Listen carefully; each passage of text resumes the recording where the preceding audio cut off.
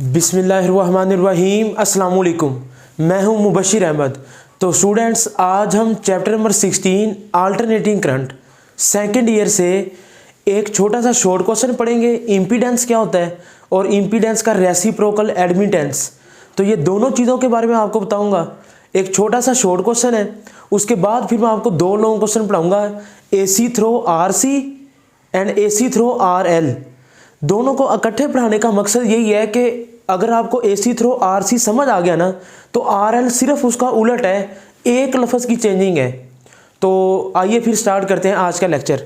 तो जी बेटा, पहले तो एक शॉर्ट क्वेश्चन समझें, व्हाट इज इम्पीडेंस। डेफिनेशन लिखें जी। The impedance is defined as the combined effect of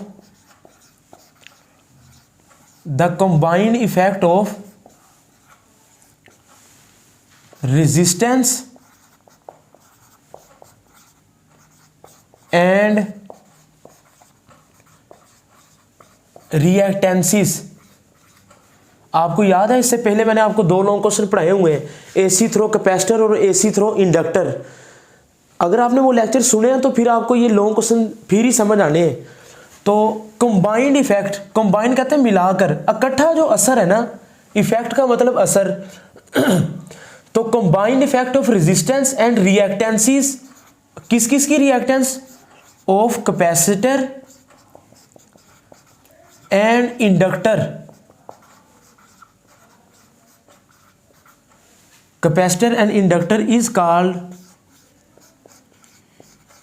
impedance. अगर हम तीन चीजों को मिला देना, किस किस को, रेजिस्टर को और कैपेसिटर को और इंडक्टर को, तीनों की रेजिस्टेंस को कंबाइन कर दे, तो जो एक रेजिस्टेंस बनती है उसको इंपीडेंस कहते हैं। बच्चे याद रखिएगा, इंपीडेंस को आप Z से डिनोट करते हैं, या जिसको आप Z भी पढ़ते हैं। इसका फार्मूला क्या जी, वही ओहम लॉ से V = IR और R = V/I। बस R की जगह पे Z लिख देना है। तो इधर हम करंट की और वोल्टेज की कौन सी वैल्यू लेते हैं, आपको पता ही होगा, RMS वैल्यू। तो इंपीडेंस को Z से जाहिर करते हैं, it is denoted by G and it's formula is Z = V/I। कहाँ से आया है, ओहम लॉ से। ठीक है, इसका यूनिट क्या होगा इंपीडेंस का, जाहिर बात अगर ये रेजिस्टेंस है तो उसका यूनिट फिर ओहम ही होगा ना। तो ये शॉर्ट क्वेश्चन के लिहाज से आपने चीज़ों को प्रिपेयर करना है। इंपीडेंस का यूनिट ओहम है, इसका फार्मूला ये है Z = V/I, इसको Z से जाहिर करते हैं। ओके हो गया। अच्छा जी, फिर अब इसके बाद एक छोटा सा शॉर्ट क्वेश्चन है, what is admittance. What is admittance.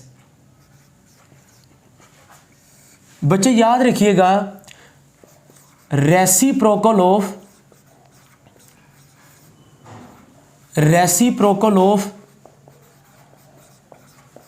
impedance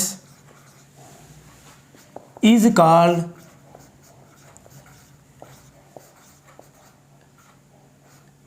admittance। यानी कि अगर आप इम्पीडेंस को उलट कर देना, तो रेसिप्रोकल का मतलब होता है उलट। रेसिप्रोकल ऑफ इम्पीडेंस, इम्पीडेंस के उलट कर दे तो वो एडमिटेंस है। बच्चे याद रखिएगा, इम्पीडेंस को Z से जाहिर करते हैं और एडमिटेंस को कैपिटल Y से, it is denoted by Y। और फिर इसका फार्मूला क्या बनेगा, ZY = 1/G। यानी कि Z का मतलब क्या है, इम्पीडेंस, इम्पीडेंस को उलट, रेसिप्रोकल। तो विच इज इक्वल टू, अगर Z किसके इक्वल है बताएं मुझे जरा, Z किसके इक्वल है, V/I के। तो फिर आप Z की वैल्यू इधर पुट करवा दें, V/I, I ऊपर चला जाएगा। तो इसको मैं लिख सकता हूं IRMS ओवर VRMS। तो ये जरा नोट कर ले, इसका यूनिट ओहम है तो इसका फिर उलट हो जाएगा पर ओहम। समझ आई ना, Z का यूनिट ओहम है तो ओहम ऊपर जाके पर ohm, which is also called mho. आपने चैप्टर 13 के अंदर ये पढ़ा होगा, याद है आपको, जिसको हम कंडक्टिविटी, कंडक्टेंस, कंडक्टिविटी सारे पढ़ के आए हैं। तो इम्पीडेंस का यूनिट ओहम है और एडमिटेंस का यूनिट पर ओहम या मोहो MHO, which is also called Simon या सीमन। साइंटिस्ट का नाम है जॉर्ज साइमन ओहम। ठीक हो गया। ये स्पेलिंग इसके MON, तो नाम की स्पेलिंग की मिस्टेक तो नहीं होती बहरहाल। तो ये है बेटा छोटा सा शॉर्ट क्वेश्चन, इम्पीडेंस और एडमिटेंस। यानी कि इम्पीडेंस में तीनों चीज़ें आ जाएंगी, यानी कि रेजिस्टेंस भी आ जाएगी, ठीक है, और रिएक्टेंस भी आ जाएगी, किसकी, कैपेसिटर की और इंडक्टर की। तो ये R है, ये C है और ये L है।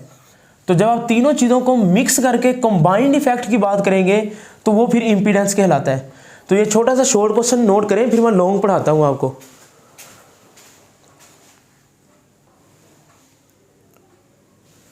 तो जी बेटा, आई होप कि आपको छोटा सा शॉर्ट क्वेश्चन समझ आ गया होगा कि इम्पीडेंस क्या होता है। आइए अब हम लॉन्ग क्वेश्चन शुरू करते हैं। AC through RC। मैं आपको पहले बता दूं लॉन्ग क्वेश्चन शुरू करने से पहले कि ये लॉन्ग क्वेश्चन आपको उसी वक्त समझ आएगा जब आपने AC थ्रो रेजिस्टर और AC थ्रो कैपेसिटर ये दोनों को समझा हुआ है। क्योंकि अगर आपको रेजिस्टर और कैपेसिटर का अलग अलग लॉन्ग क्वेश्चन याद नहीं है, समझ नहीं है, तो फिर जाहिर बात है इसका कॉम्बिनेशन भी समझ नहीं आना। तो आप प्ले लिस्ट में जाकर ना पहले उन लेक्चरों को लाजमी सुने, उसके बाद आप इस लेक्चर पे आए। इंपॉर्टेंट लॉन्ग क्वेश्चन है। ठीक हो गया। तो आइए फिर शुरू करते हैं। AC through RC। तो जी बेटा जरा तवज्जो करें, इसको आप इस तरह भी लिख सकते हैं, AC through RC series circuit, resistor और कैपेसिटर। इसकी सबसे पहले तो मैं डायग्राम बनाता हूं, जरा तवज्जो करें। ये एक AC सोर्स है, ये उसका सिंबल है ना AC सोर्स का। ये मेरे पास एक अदद है resistance, this is R and this is C capacitor. लें जी, तो ये दो चीजें मैंने आपके सामने लगा दी हैं, RC सर्किट। और ये जहन में रखिएगा बच्चे कि ये R और C दोनों सीरीज में है। और मेरी बात आपने बिल्कुल जहन में रखनी है, फॉर सीरीज सर्किट के लिए एक बात तो तय है ना कि सीरीज सर्किट में करंट सेम होता है, करंट सेम है और वोल्टेज डिफरेंट है। और पैरेलल में इसका उलट है। अगर आपने चैप्टर 13 में वो कॉम्बिनेशन पढ़े होंगे, series combination of resistor and parallel combination. ठीक हो गया। तो पहली बात तो ये MCQs के तौर पर आप लोग नोट करेंगे, रेजिस्टर और कैपेसिटर सीरीज में लगे हुए हैं तो जाहिर बात है कि रेजिस्टर और कैपेसिटर में करंट सेम ही फ्लो करेगा। एक बात तो तय होगी। अब जब करंट दोनों में सेम है तो हम इसको तो मेंशन नहीं करेंगे क्योंकि करंट दोनों में सेम है, वोल्टेज डिफरेंट है। तो वोल्टेज डिफरेंट है तो मैं ये कह सकता हूं कि यहां से लेके यहां तक, ये जहां तक रेजिस्टर का, ये रेजिस्टर के दो टर्मिनल हैं, रेजिस्टर के वोल्टेज को मैं VR से डिनोट करूंगा, VR, और कैपेसिटर के वोल्टेज को मैं VC से। ओके हो गया जी। तो रेजिस्टर के वोल्टेज को VR से, कैपेसिटर के वोल्टेज को VC से। मैं वोल्टेज को क्यों मेंशन कर रहा हूं? क्योंकि वोल्टेज डिफरेंट है और हमें पता है कि सीरीज में वोल्टेज डिफरेंट होते हैं, करंट सेम होता है। तो ये MCQs भी मैंने बता दिया है और ये सर्किट डायग्राम भी मैंने आपको बता दी है। ओके हो गया जी। अब आगे चलते हैं।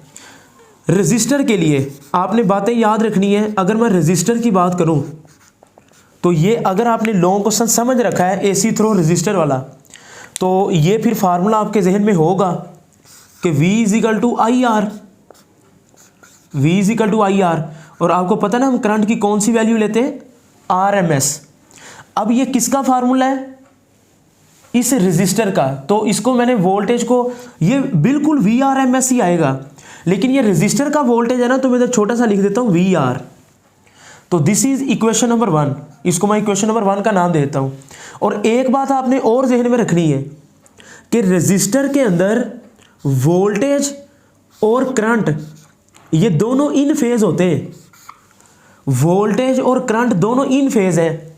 बच्चे आप, मैंने AC थ्रो रेजिस्टर का एक अलग लेक्चर दिया हुआ है और MD कैट के से रिलेटेड MCQs भी करवाए हैं, आप वो लेक्चर लाजमी सुन के आइएगा, आपको काफ़ी हेल्प होगी। ठीक हो गया। अच्छा जी, वोल्टेज और करंट इन फेज है रेजिस्टर में। फिर मैं हेडिंग लगाता हूं जी कैपेसिटर की, कैपेसिटर। ठीक है, तो फिर अब क्या आएगा, कैपेसिटर का formula V is equal to I R, ohm law तो यही है ना, V is equal to I R. इधर मैं लिखूंगा VC, कैपेसिटर का वोल्टेज, तो करंट की RMS वैल्यू। अब R की जगह पे ना, R की जगह पे आपको याद है कैपेसिटर के केस में रेजिस्टेंस को हम क्या कहते हैं, XC, आपको याद होगा, reactance of a capacitor. This is equation number 2, यानी कि मैंने जानबूझ के पहले R लिखा है, फिर उसकी जगह पे XC लिखा है, ताकि आपको पता चले कि ये ओहम लॉ से ही आया है। और बच्चे आपको ये भी पता होगा कि कैपेसिटर के अंदर करंट 90 डिग्री आगे है और वोल्टेज 90 डिग्री पीछे है। तो ये करंट की कर्व आ गई, करंट आगे है, वोल्टेज पीछे है, तो वोल्टेज नीचे आ जाएगा, ये वोल्टेज है। तो ये बात आपने जहन में रखनी है कि कैपेसिटर के अंदर करंट लीड करता है। इसको याद करने का तरीका यही है कि कैपेसिटर C से शुरू होता है तो करंट भी C से, तो कैपेसिटर के अंदर करंट 90 डिग्री लीड करता है, किससे, वोल्टेज से।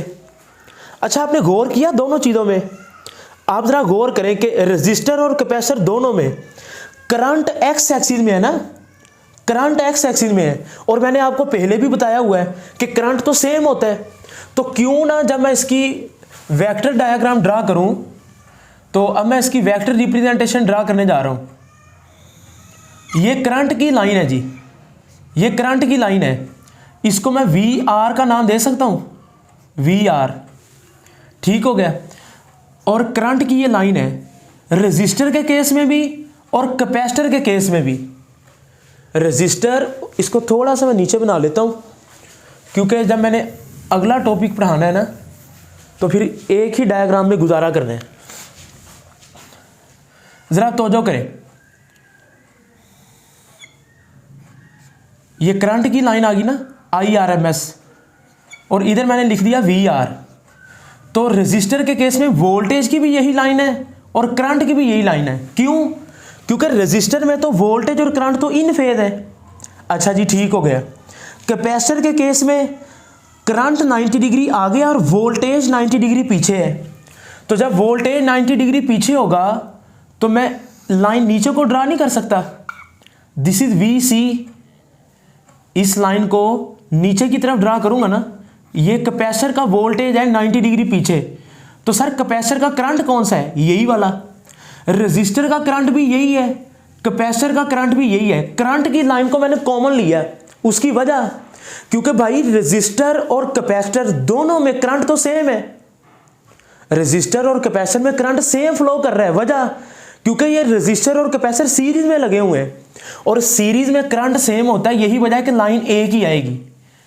करंट कॉमन लाइन आ गई, रेजिस्टर है तो इधर ही लाइन आ गई, क्योंकि रेजिस्टर में वोल्टेज और करंट इन फेज है। कैपेसिटर के केस में लाइन नीचे आएगी। अच्छा जी, तो ये VR की लाइन है, ये VC है।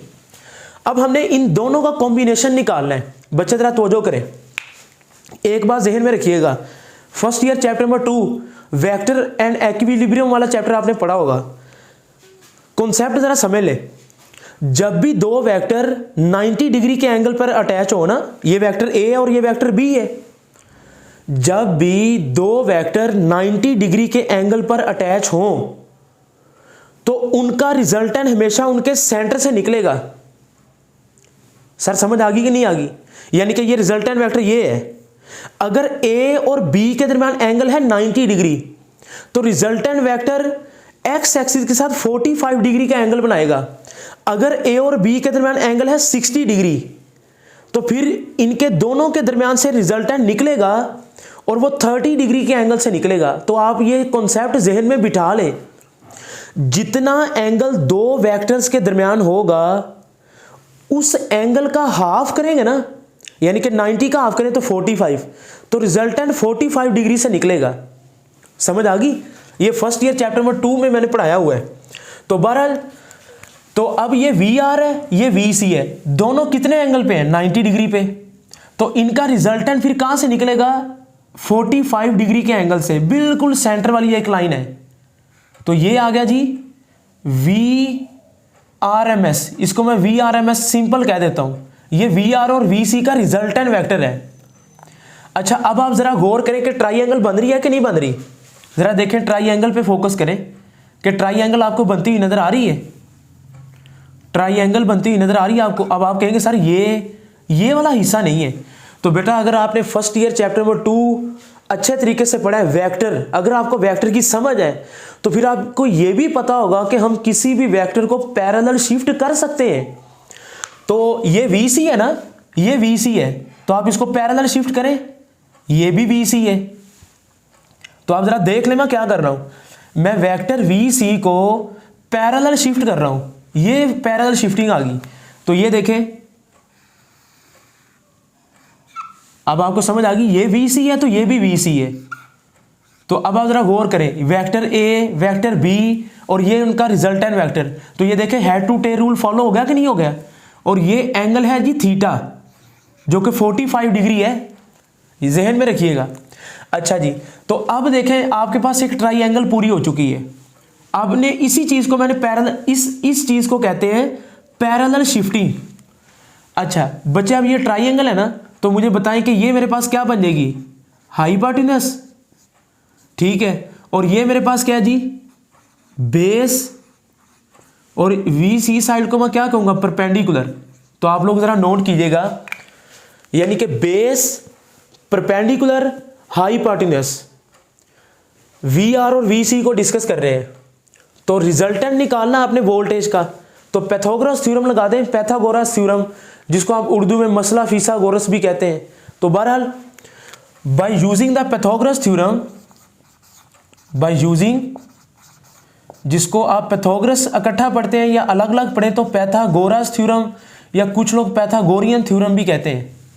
बाय यूजिंग पैथागोरियन थ्योरम, मसला फिसागोरस। तो पैथागोरियन थ्योरम बच्चे आपको याद है, हाइपोटेनस का square is equal to base का स्क्वायर इज प्लस परपेंडिकुलर का स्क्वायर। ये आपने पढ़ा होगा, वितर का स्क्वायर, कायदा का स्क्वायर, अमूद का स्क्वायर। मैं उर्दू इंग्लिश दोनों में बता देता हूं ताकि जिस लेवल का भी बच्चा सुन रहा है उसको उसी के मुताबिक समझ आ जाए। तो ये आपने मैट्रिक लेवल पे पैथागोरियस या पैथागोरियन थ्योरम आपने पढ़ा हुआ है। तो लगाएं जी फिर पैथागोरस थ्योरम। हाइपोटेनस क्या है आपके पास, ये, तो क्या आ जाएगा, VRMS का स्क्वायर। बेस क्या आपके पास, ये बेस है, VR का स्क्वायर प्लस परपेंडिकुलर क्या है, ये परपेंडिकुलर है, VC, तो VC का स्क्वायर। ओके, स्क्वायर खत्म करने के लिए स्क्वायर रूट लेंगे, taking square root on both side, taking square root on both side. तो क्या आ जाएगा बेटा, स्क्वायर रूट लेने से VRMS is equal to VR का स्क्वायर प्लस VC का स्क्वायर और होल का अंडर रूट। ठीक है, इधर से स्क्वायर अंडर रूट से कैंसिल हो गया और इधर दोनों के साथ ऊपर आ जाएगा। अब इनकी वैल्यूज पुट करवा दें। VR की वैल्यू क्या है, ये लिखी हुई है, IRMS इंटू R। तो क्या लिखेंगे, मैं स्टेप बाय स्टेप कर रहा हूं ताकि आप परेशान ना हो। VR की वैल्यू क्या आ जाएगी, V is equal to IR, तो VR का स्क्वायर है तो होल का स्क्वायर प्लस VC की वैल्यू पुट करवाएं जी, V is equal to IR, लेकिन कैपेसिटर में XC कहते हैं, तो IRMS XC का स्क्वायर और होल का अंडर रूट। ठीक हो गया, VR और VC की वैल्यू पुट करवा दी फ्रॉम इक्वेशन 1 एंड 2 से। ये इक्वेशन नंबर 1 है और ये इक्वेशन नंबर 2 है। VR और VC की वैल्यू पुट हो चुकी है। स्क्वायर ओपन कर दें जी, VRMS is equal to, square open कर दें, IRMS का स्क्वायर इंटू R का स्क्वायर प्लस IRMS का स्क्वायर इंटू XC का स्क्वायर होल का अंडर रूट। तो VRMS is equal to, IRMS का स्क्वायर कॉमन आ जाएगा तो ब्रैकेट में क्या लिखेंगे, R स्क्वायर प्लस XC का स्क्वायर होल का under root, square under root से कैंसिल, तो VRMS is equal to IRMS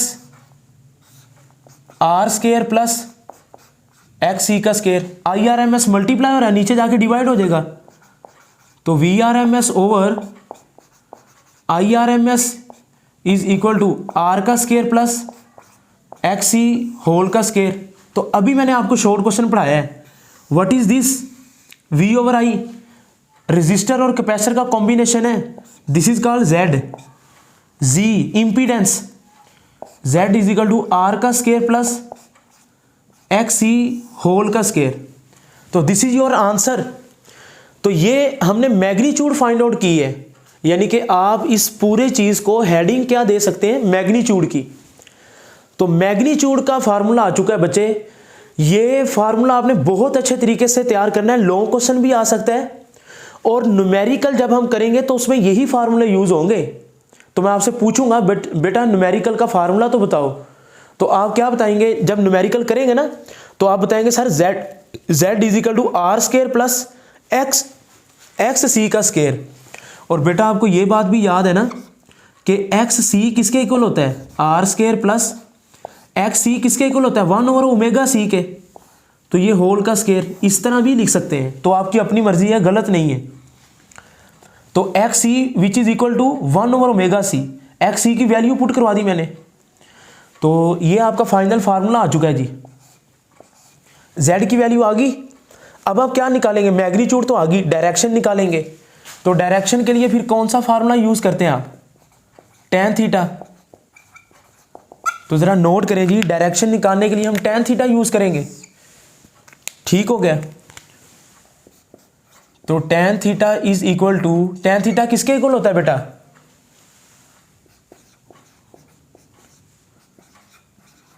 perpendicular over base, याद रखिएगा, tan theta is equal to perpendicular over base. तो परपेंडिकुलर क्या है आपके पास, वी सी, और बेस क्या है आपके पास, वी आर। तो फिर tan थीटा किसके इक्वल आ जाएगा, V C over V R. Okay, तो tan theta is equal to V C की वैल्यू पुट करवा दे इक्वेशन 2 से। तो वी सी की वैल्यू क्या है, I R M S into X C, और वी आर की I R M S into R. तो मैंने वी सी और वी आर की वैल्यू पुट करवा दी है इक्वेशन 1 और 2 से। ओके हो गया, आई आर एम एस से I R M S cancel हो जाएगा, ये दोनों चीजें आपस में कैंसिल। तो tan theta will be equal to X C over R, tan उधर जाके क्या हो जाएगा, tan इनवर्स। तो theta is equal to tan inverse X C over R. तो एक्स सी की वैल्यू अभी मैंने बताया क्या होती है, 1 ओवर ओमेगा सी। अगर आपने एसी थ्रो कैपेसिटर वाला टॉपिक समझा तो आपको ये पता होगा। और ओमेगा किसके इक्वल होता है, 2 पाई एफ के। तो X C is equal to 1 over omega C, या X C is equal to 1 over 2 pi F C. Omega की वैल्यू आप पुट करवा दे, एक ही बात है, ठीक हो गया। तो एक्स सी की जगह पे आप क्या लिखेंगे, X C is equal to 1 over omega C. तो इसकी वैल्यू पुट करवा दें जी, theta is equal to tan inverse X C की जगह पे 1 ओवर ओमेगा सी, और साथ में आर तो है ही है। तो ये आपके पास theta is equal to tan inverse 1 over omega C R, direction का फार्मूला आ चुका है। And z is equal to R square plus 1 over omega C whole का स्केयर और अंडर रूट, ये मैग्नीट्यूड का फार्मूला आ चुका है। तो आप जरा इस प्रूफ को नोट करें, फिर मैं इंपीडेंस डायग्राम पढ़ाता हूं आपको।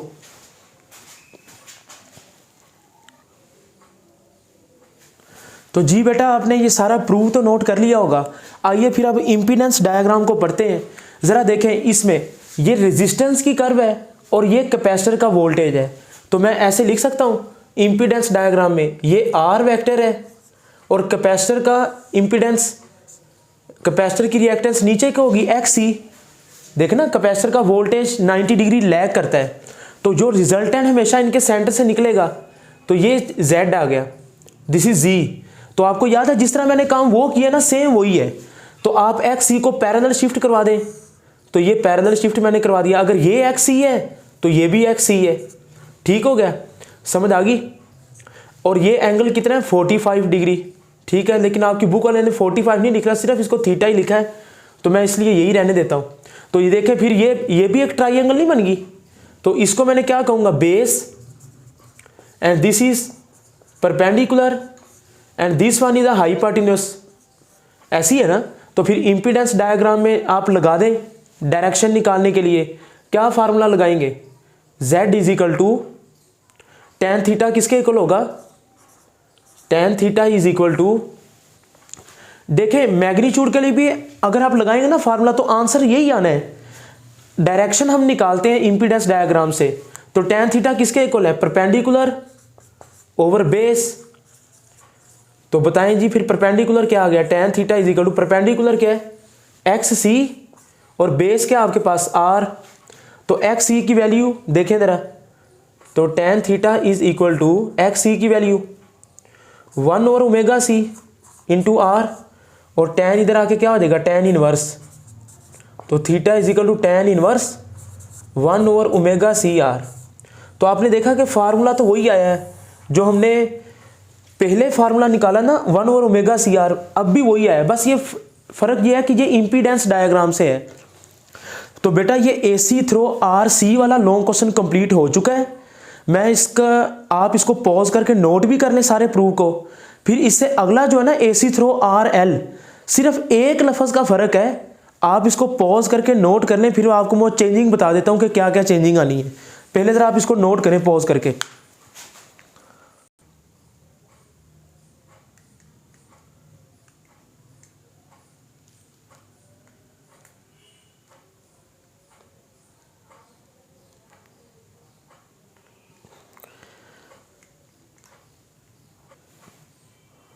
तो जी बेटा AC थ्रो RC तो आप बच्चों को समझ आ गया ना। अब मैं AC थ्रो RL पढ़ाता हूँ, आपने उम्मीद है कि नोट कर लिया होगा। बस आपने इधर क्या लिखना है, AC थ्रो RL, तो इसका मतलब क्या है, रेजिस्टर और इंडक्टर। तो इधर कैपेसिटर की जगह पे सिर्फ क्या आ जाएगा, इंडक्टर आ जाएगा।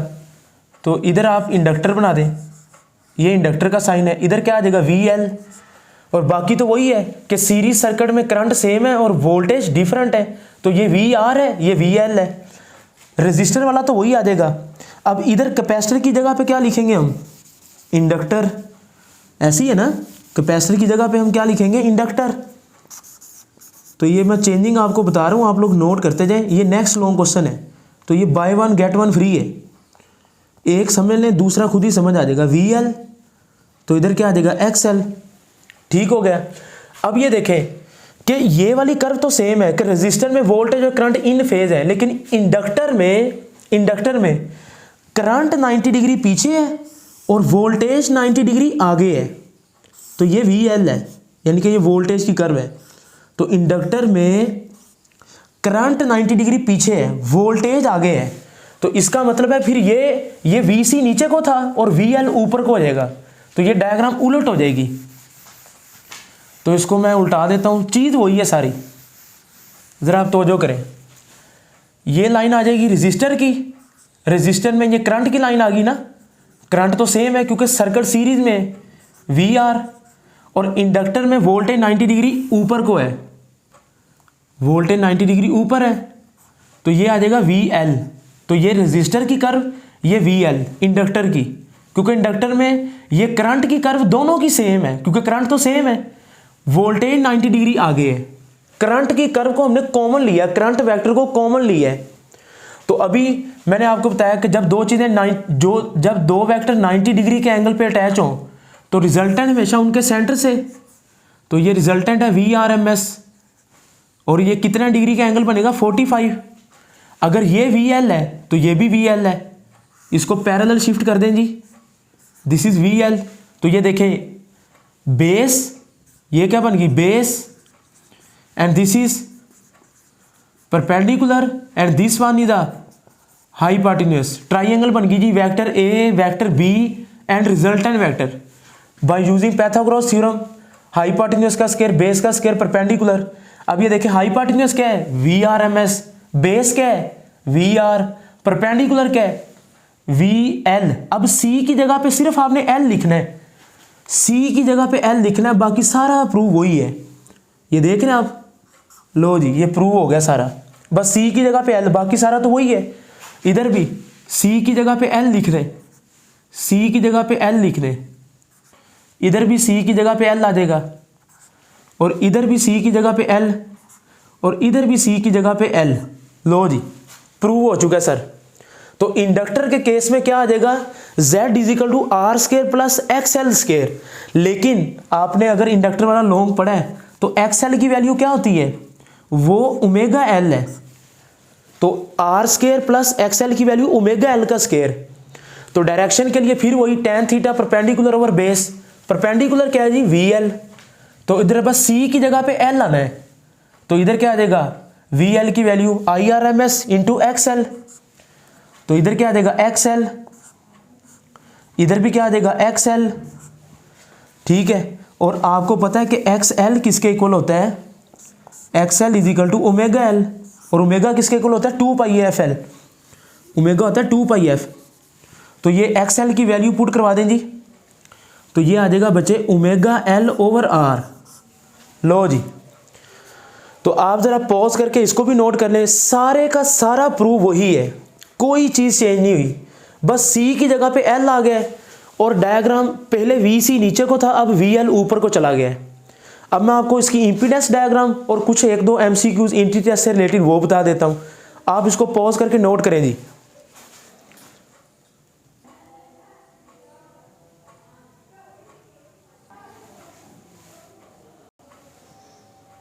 तो जी बेटा जरा आखिरी एक दो बातें आप लोग जरा नोट करें। अब इसकी इंपीडेंस डायग्राम क्या आ जाएगी, ये VR है और VL ऊपर को आएगा और ये VRMS है, ठीक है। और इसके बाद इंपीडेंस डायग्राम के अंदर जिसको आप VR और VL, यानी कि इसको VL की जगह पे आप क्या लिखेंगे XL, यही लिखेंगे ना, ठीक है। और VR की जगह पे सिर्फ आप क्या लिख देंगे R, और VRMS की जगह पे आप क्या लिख देंगे Z। तो ये बन गई इंपीडेंस डायग्राम। तो बच्चे tan theta is equal to perpendicular over base, perpendicular क्या है आपके पास XL, बेस क्या है R, XL ओवर R, ऐसे ही होगा ना। तो XL की वैल्यू पुट करवाएं जी, इधर मैंने बताई है XL की वैल्यू ओमेगा L, तो XL की वैल्यू आ जाएगी omega L over R, tan उधर जाके tan इनवर्स, तो theta is equal to tan inverse omega L over R।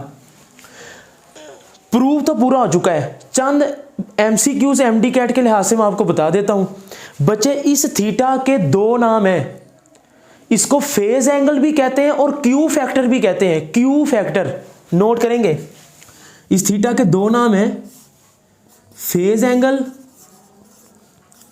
Phase angle भी इसको कहते हैं, और दूसरा इसका नाम क्या है जी क्यू फैक्टर। तो जब भी आपसे पूछा जाए ना MD कैट में फाइंड द क्यू फैक्टर, तो क्यू फैक्टर क्या है, सिर्फ tan थीटा वाला फार्मूला यूज करके आपने थीटा निकाल देना है।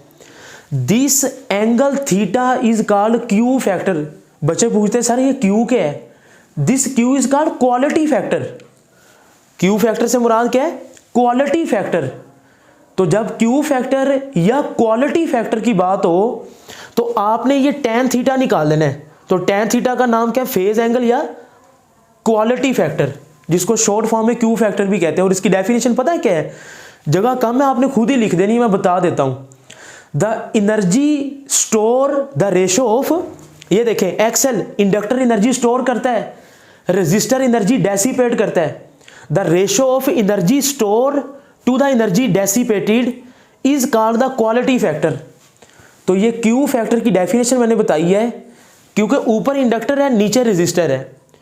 तो ratio of energy store to the energy dissipated is called Q factor.